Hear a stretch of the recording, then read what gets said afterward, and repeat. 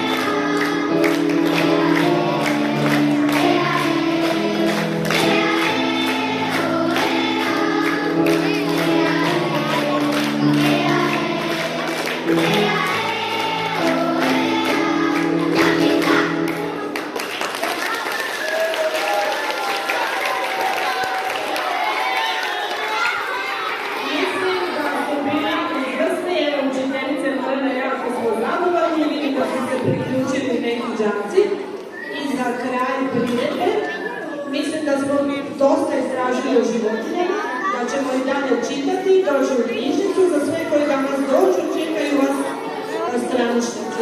I na kraju priredbe zahvalila bih se svim učiteljicama, svim učenicima, suradnicima koji su nam pomogli, a za kraj će vam nešto reći i naš ravnatelj. Pozdravimo ravnatelja.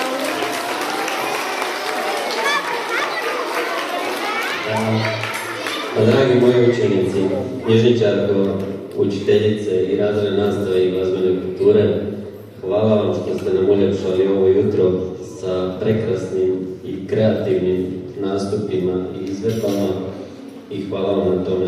Ja bih volio da što češće imamo ovakve priredbe i nastupe, jer svi zajedno se veselimo za vrijeme njih. Ja znam da ste uložili puno truda i rada i vi i vaše učiteljice i hvala vam na tome. I molim vas, kao što je knjižničarka i naglasila, jučer je bio dan hrvatske knjige, danas je svjetski dan knjige, pa vas molim da nastavite čitati i širite snagu riječi kao što ste i do sada. Hvala vam.